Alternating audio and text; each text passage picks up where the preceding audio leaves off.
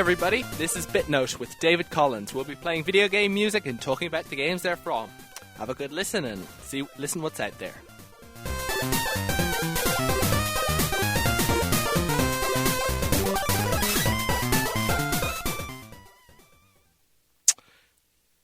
Okay, so thanks for tuning in to BitNote. We'll be talking about video game music, and let's start off with a bit of a classic in my mind.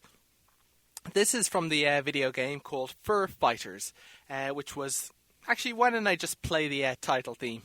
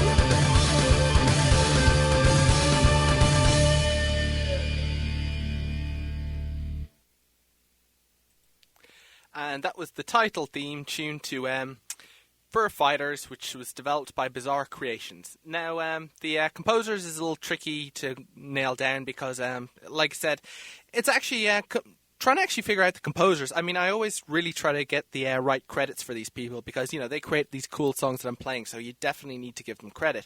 But sometimes with games, it's a little trickier. Sometimes there'll be more than one music composer. And sure, they'll be mentioned in the credits of the actual game, but it won't be quite divided up about which songs they actually contributed to. Now, this is kind of understandable because unlike a movie where you might have like 5, 10, maybe 20 songs at most, in video games, you could have music pretty much in every place. You've got background music, you've got theme music, you've got ending credits, title credits. Often you've got several different remixes of a single song. And in fact, Fur Fighters is a good example from that. That you hear the title theme tune there, but there's different remixes of it in different levels. And like, for instance, this is really cool. At one stage, you reach this giant piano that's like playing out a piano version of that. So what I meant to say, and then there's also this more slow-paced version of that for this other level. So there's so many different places which music can be used in a video game that which leads to so many different songs that it's sometimes tricky to know, well, who had a hand in which exact song.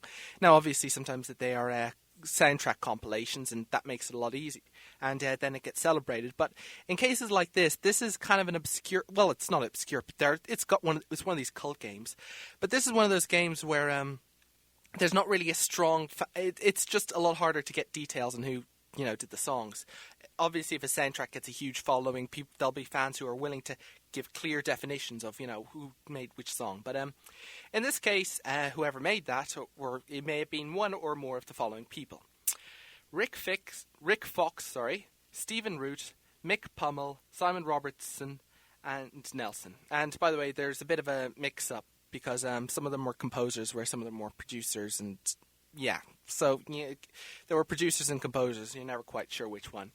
But it's quite a nice song, and it actually there was actually an innovative part about this in the music. The innovative part was like, basically, you had multiple characters, and each character had their own personality, and the actual background music of the game would change depending on which character you played as. So one of them was more Chinese, so the background music would change to have more gongs, and, it was actually a really innovative part about the game. I mean, I don't think any game really does that, to create, like, something like 5 different background musics, compositions of given background music for each stage. Obviously, each thing was a variation on the core theme, but, still, it was very clever. There's so many different ways that music can be blended or mixed or made interactive through video games. It's not like a movie where it just plays at set points and there's tight control. It reminds me, actually, a while back, there was a guy putting on a demonstration video in a Sonic the Hedgehog level, and what he did was he worked on a program that would vary the music depending on basically which stage the character was at and how well the character was playing. That's actually another common thing some video games have. They can actually change the music of the game depending on how well you're playing. Space Channel 5 was a classic example of this. It had a nice upbeat, funky, zazzy thing, and it was kind of like an early rhythm game where you just had to press the right button at the right moment. And well, it was more remembering combinations actually. But if you did really badly, suddenly the music started going apart and like out of wailing and like they're making mistakes, and it was just you had to just. But the better you did, of course, the more competently, strongly, and greatly the music would play. I'm using the best adjectives here.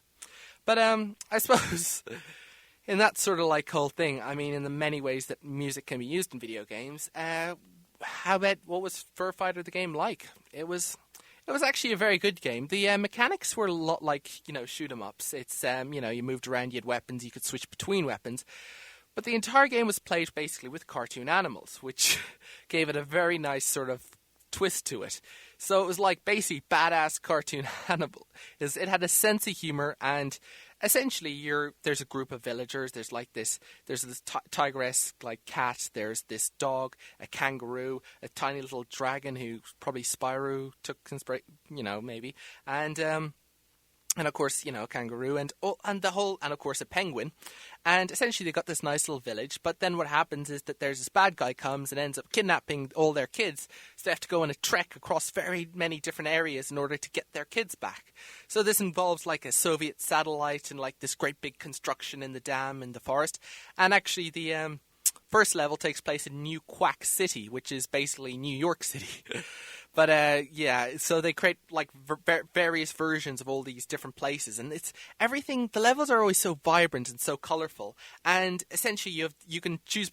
You move the character, and at specific points you can change the characters from one to the other, and basically they've all got separate skills. So you choose whichever character gives you the skills that you need at that right moment, and the game can actually get a little more cerebral at times. Sometimes you get more puzzle solving. You have to think up some clever solution to the thing rather than just go in guns blazing. Although, of course, the game does let you go in guns blazing. And when you shoot an animal, they start bleeding fluff. Yeah, you basically beat the stuffing out of the animals. It's all kind of cutesy and fun, but also just, you gotta admire it. It's kind of crazy. It's just people going that sort of energy into it. I mean, at one stage, you're even like dealing with the new Quack Center, which is basically the World Trade Center. You can tell this came out before 2001. Well, I think it actually came out on 2001 or shortly before. But and actually they ended up porting it to the PS2 and releasing it as is without removing the Twin Towers, which was actually a huge thing at the time. Which is a thing because back then there were so many reports of games getting delayed because people were removing the World Trade Center from their video games. Because, as I covered in the last show, New York City does tend to be depicted in video games very often. But it was like, one stage you had to move counterweights around in the World Quack Center, so one tower leaned over and hit the other tower, and then you could just jump across the gap, and then, well, you could restore it to how it was before. But the game just had a very goofy sense of humor, good sense of fun, very bright and colorful, and a lot of fun things going on in each level. And I mean, one of the levels that I was just describing there with the piano is basically you end up finding this civilization of dinosaurs where everything is gigantic. So I mean, literally, the theme you heard was played out on this huge scale pianos, and you'd actually walk around on the piano, and then you try to get the keys would go up and down by themselves, and then you try to move on to one of those up and down keys and use it to jump at the top, so you'd get all these little collectibles and stuff. So there were so many different ways. It was definitely a colorful, fun game. Oh, as part of the sense of humor, the main villain of the game is a big white cat that has a pet human that's bald. So yeah, certainly went into the old Bond inspiration there, but It was a lot of fun. I played it for the Sega Dreamcast. There are even a couple like little gigantic arcade games, like I said, and you move around and you walk a character around so they hit the buttons to win the game. It's a very fun, just vibrant game, and by Bizarre Creations. Bizarre Creations were a British studio, by the way. The British have made a lot of really class game studios, by the way. For anyone who, especially during the 90s, it's weakened off a lot, and Bizarre Creations was one of them. They shuttered down a few years back. A lot of games studios tracks that I've played shuttered down, but this was a big one. I mean, they made a lot of ones. The Club, Project Gotham Racing. It's kind of a pity because there were some great guys in that studio, but it's I don't know. I was just thinking of so many studios either get bought out and then close down, or go out of business, or just change, and I don't know. It's kind of a pity, but I suppose it happens. But Bizarre Creations, they made some great stuff, and so for fighters, maybe it wasn't the huge success they were hoping for, and now they feel that things have changed, that people wouldn't want some cartoony shoot 'em up game, but. I think it was a good game. I definitely fondly remember it, so thanks for making it. I'm just going to play another track from that game. It's a New York track, or New Quack City track, whatever. And it's Juliette's version of that track, Who's the Cat? And actually, I remember a fun part about that. You get to walk around the housing, the village, basically, of the creatures that you're playing as. And it's just a lot of fun, because there are a lot of like fun little jokes about it. And there's like a waterfall and like tide going in and out. But if you go into Juliette, who's, a female cat's house, you basically see this wardrobe. And when you walk into the wardrobe, you just suddenly find yourself in this gigantic room like that goes on for like rows and rows full of clothing. So I just really love little gags like that. But here's the track. Hope you enjoy. And credited, of course, to the same people that I mentioned before.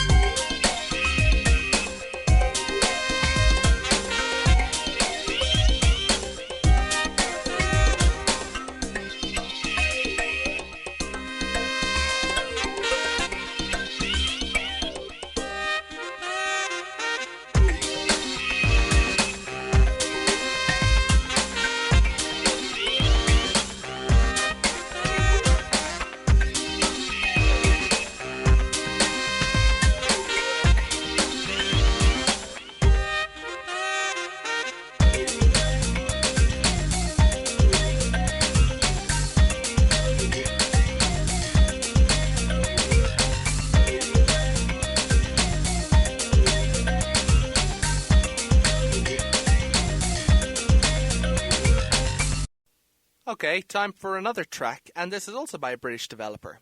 Have a listen, and I hope you enjoy.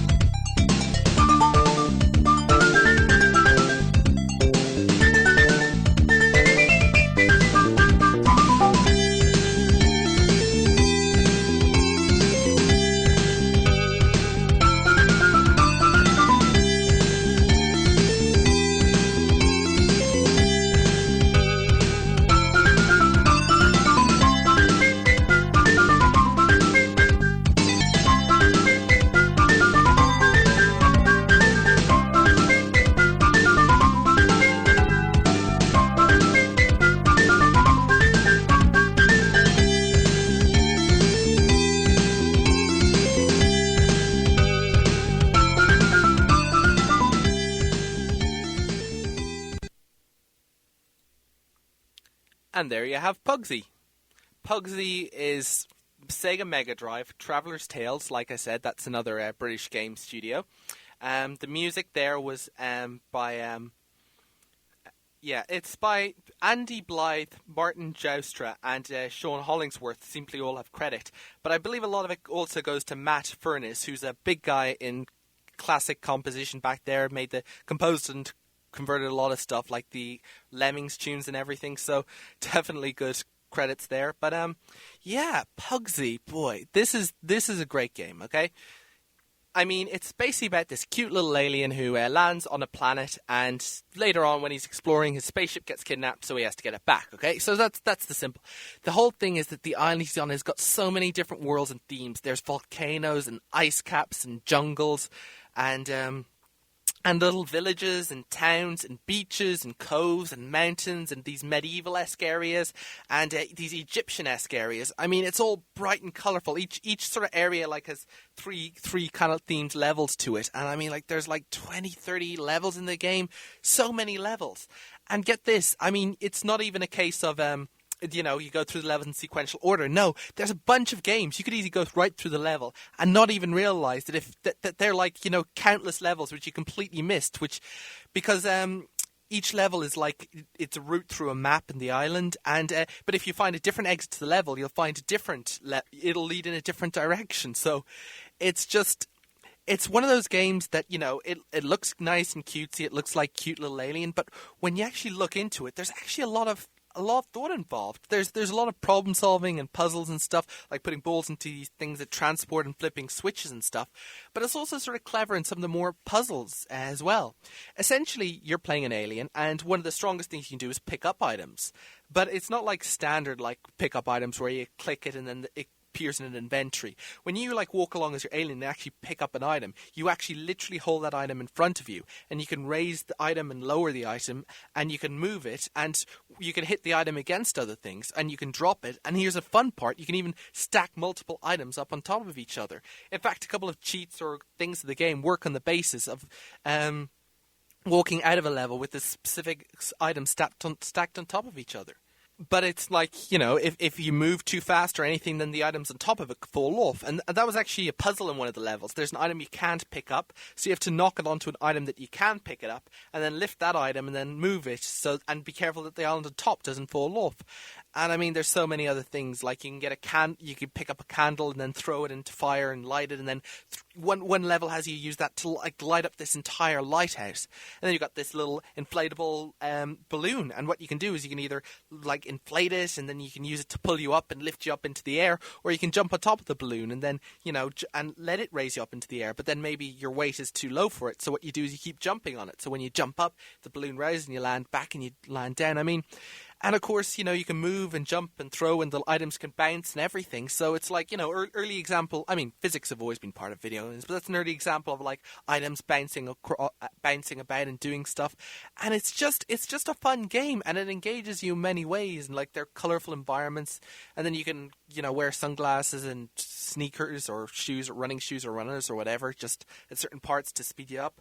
I mean, that was the thing back then. If you played a game and you had something that had a shoe on it, that would mean it would make you faster. It was always the way. There was never any exceptions that I can think of. It's just item with shoe make you run faster. And this game was the same. You didn't just get the shoes, you got them in a shoe box, and they weren't just normal shoes.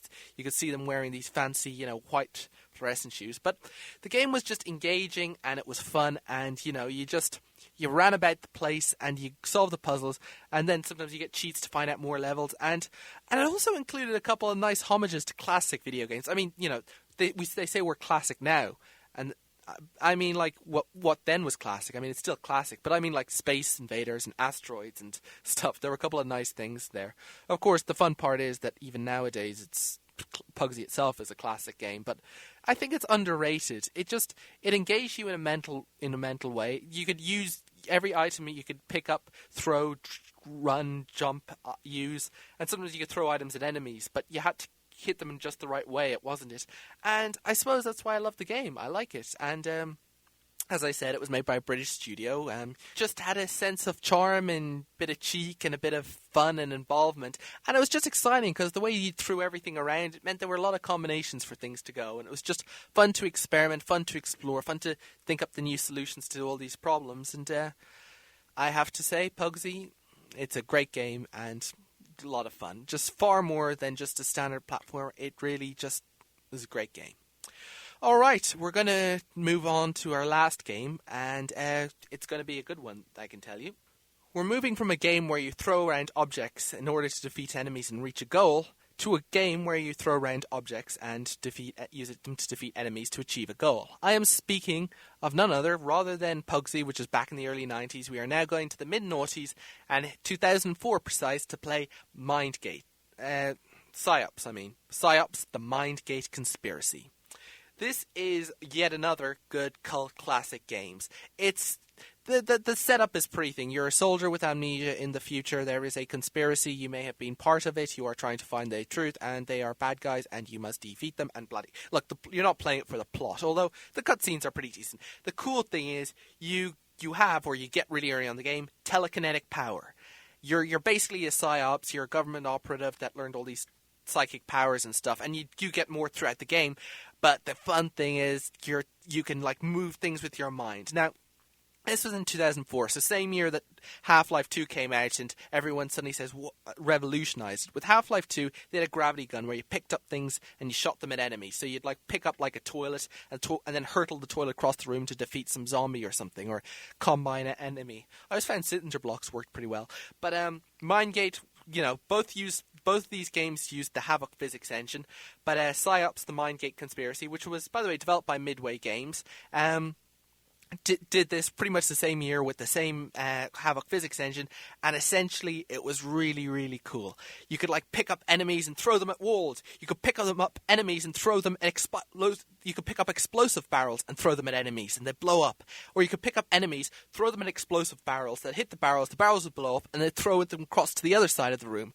Or then you could pick up just gigantic solid objects and throw them at enemies. I mean, it just had a great system, the whole thing. I hear that it's been done later in other ways in games such as Advent Rising, and which I mean to play someday. I've made it my ambition to play Advent Rising because I hear it's got some good music. I've got this pseudo rule that I don't play music on this show from games that I haven't played play. So I'm going to play that game, purely for the basis of giving you some of its music, and I'll make that a promise to you. But I believe also some Star Wars games, Force Unleashed, I think, did something like this. I haven't played either of those games. But with Psi-Ops, it's just damn fun. You pick up enemies and throw them, and sometimes you pick up these great big spherical things and throw them. I mean, the guys didn't add this as a feature or a bullet point or whatever. They added it because it was fun. There's literally like this playroom in the game, which you can get in the extras menu, which allows you just to mess around with all these like pyramid of stacked objects and bowls and stuff. And this is pretty new. When physics and, the idea that if you threw something at a pile of objects, the pile of objects would collapse and everything. This is pretty new back then. It's been done a while before. But somehow, even though it's been done, it's still fun. It's still fun just to throw things around the place and everything.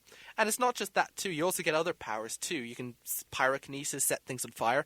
And one of the cool things is you can actually remote control enemies and get them, suddenly invade their mind and suddenly control their every action, which is fun because sometimes what you do is, I had this whole thing where you could just get enemies to like shoot each other or walk right over to explosive barrels and shoot and unload their gun into it until it blew up. And then, of course, at the end of the level, you get one of your statistics would tell you how many times you caused an enemy to commit suicide, which is slightly morbid, but the developers knew what we'd be using it for. And I suppose that's another thing. I think while we could focus on the physics and while we're obviously not, and the cutscenes are passable and the storyline, whatever, there was a big hook for a sequel, but unfortunately it didn't come through. But what mattered to me most was the developers knew what fun was. It wasn't just the physics or any individual component. The developers knew that people wanted to have fun, they wanted to do cool stuff, and they crafted each level for that purpose. They've even included like an arcade mode where you can just race through the level, without any of the cutscenes or storyline things enabled, and just get high scores or get a fast time, or even just change the models or give yourself all the powers from the beginning. I mean, these are developers that knew you had a game to have fun and mess around with stuff, and that's really one of the cool things about the game. And I think that's about it. They didn't fall short on the soundtrack anyway. They actually had an established band called Cold, which is I think post-grunge band, apparently, from their Wikipedia page. Sorry, I apologize to all grunge fans out there. I am not a huge fan. I sometimes feel out of my depth. But the point is they made a game and a music video specifically focused on this game. It is called With My Mind, and you are now about to listen to it. So I would like to thank you all for listening. This has been a good show, and I hope you've learned a few really cool games. So if any of you out there, like to play it, it'll be hard to play Puggsy without a Mega Drive. I'm not sure where you can play Psi-Ops, and Fur Fighters is for a Dreamcast and PlayStation 2, both of which are hard to get. So, yeah, if you want to play any of the games I've mentioned, it's going to be a bit difficult to find them. But I wish you, if you're curious, they're all good games. Wish you the best of luck. Here is With My Mind from Cold. This has been BitNote with David Collins. Thanks for listening.